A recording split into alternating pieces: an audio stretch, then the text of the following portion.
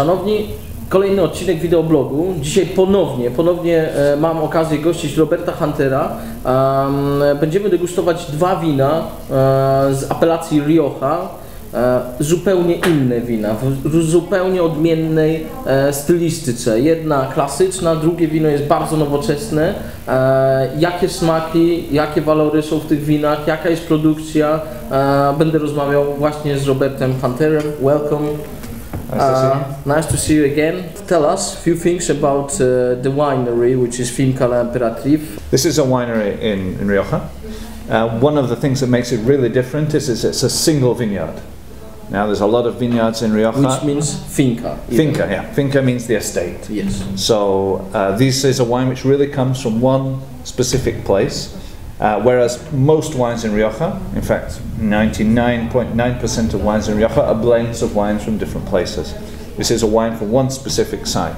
And the reason we can do that is because the vineyard originally belonged to La Emperatriz. La Emperatriz means the Empress. She was the Spanish wife of Napoleon III in the middle of the 19th century. And who's famous? Let's tell about it. Who's famous about during the reign of Napoleon III, the crew system was created in Bordeaux. In Bordeaux. Okay. So she also had her own vineyards in Spain. In this village, she had 100 hectares. And that 100 hectares is still today in one piece. Now, if I tell you that the average in Rioja is just 2 hectares, you'll understand why that is a very special type of place.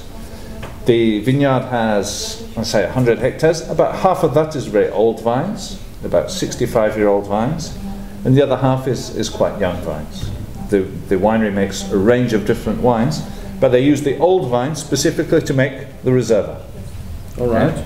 This is an area represents a bit more classical type of Rioja. That's right. The history in Rioja is based around aging wines in barrels. So you get wines which are, you know the name, Crianza, Reserva or Gran Reserva, and that really refers to how long the wine has been in barrel. A Crianza is a 2-year-old wine which has been 1 year in barrel. A Reserva is a 3-year-old wine which is 18 months in barrel, and a Gran Reserva, it should be 5 years old and 2 years in barrel. And the barrels traditionally in Spain were always made of American oak. American or French oak gives you slightly different types of flavors to the wine.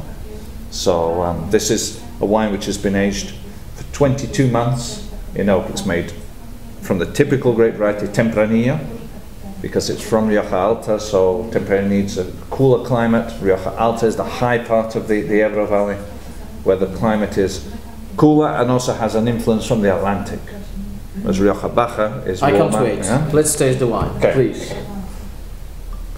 So this has been in barrel for 22 months. 22 months. It's a 2004 vintage, in barrel for 22 months, and then it's been in bottle obviously for the last 3 years. There was some opinions that old classical Rioja, because of long aging in the barrel, that sometimes is dominated with the aromas of the barrel. Of course, I put my nose here. I don't feel it, but can you tell how is it? This particular winery is a place where they really like the fruit that they have. You'll see in the next one, the terroir, the terroña, is an expression of terroir, and so a real, obviously, old, cheap Rioja is dominated by barrel because they don't have good balance. They don't have good fruit to start with. Here, there are several wines made. A selection is made of wine to be aged for Reserva, of wine which has good fruit. But of course the fruit you get here is no longer fresh fruit. It's fruit which is compoted. For me, the classic aroma of this particular estate, because we are talking about an estate which has its own personality, it's an aroma which would remind you of orange marmalade. Yeah, something which is an aged aroma. It's not something which is there when the wine is young, but as time goes by, the wine develops this aroma. And then, of course, when it's young, it does have a more scent of oak, but now it's much more developed and much more complex. In the mouth, it still has a presence of tannins. So you would say this wine from the aroma, from the taste, you say this wine is more or less now at its peak. Yeah, because we like to have a certain sense of tannin. You don't want something which is totally soft and round. But the wine is sort of there, and now it's going to start to decline. Maybe next year, the year after. I would drink this wine between now and the year 2013, 2014. Of course, if it's been stored in a proper way during that time. I think it has very nice aromas. It's even hypnotizing with those sweet, yes, orange, something like Earl Grey, something like spices. Very nice aromatic notes. So you compare that to something which has a completely different philosophy, which is this wine here called Terruño. I don't know whether you can see the label. On the back of the label here, you can see the stones. When you look at the estate, this estate is 100 hectares of stones. There's no soil, you can't see any land on the top surface. Soil is all down below. And this wine attempts to express really that terroir. So it's not purely old vines, there's about 30% of this wine comes from very young vines too, because the idea is to find something which really gives you an idea of the type of wine that comes from this estate. This wine, the reserve has been aged for nearly 2 years. This wine, just for 1 year, 13 months, in French oak. Some origin of that French oak? It's Nevers type oak.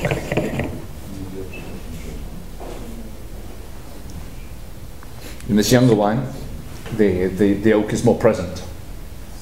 One of the curiosities I find is that the longer you leave the wine in oak, sometimes the less you scent that you have of oak. Here you have much more aromas of coffee and dark chocolate, as well as that the fruitiness of the Tempranillo. Again, this sour cherry of Tempranillo is still present. In this wine, you feel also the climate is present, the acidity, the freshness of this estate, which is 600 meters above sea level. It's almost starting to become a Ribera del Duero style wine, because this is almost as close as you can get to Ribera del Duero within Rioja. Ribera del Duero is on the other side of the mountain, but it has in some ways similar sort of climates to Ribera. Robert, thank you very much. Szanowni, degustowaliśmy 2 butelki Riochy, 2 różne światy. Do Was pytanie, po której stronie barykady i którego stylu stoicie. Jedno klasyczne podejście, bardziej dojrzałe wino, później wypuszczane na rynek, przyjemne nuty beczkowe, wsparte, albo też odwrotnie, owoc wsparty lekkimi nutami beczkowymi. Drugie wino bardzo owocowe, esencjonalne, bardziej gęste, ale równocześnie o miękkiej strukturze, związanej z nie amerykańską, a francuską beczką w tym przypadku. Obie butelki niezwykle atrakcyjne. Serdecznie zapraszam do sklepu na BEMA 65. Do usłyszenia i do następnego odcinka. Dziękuję bardzo. Thank you. Dziękuję bardzo. Thank you. Small drop for me, I'm gonna take a bit more.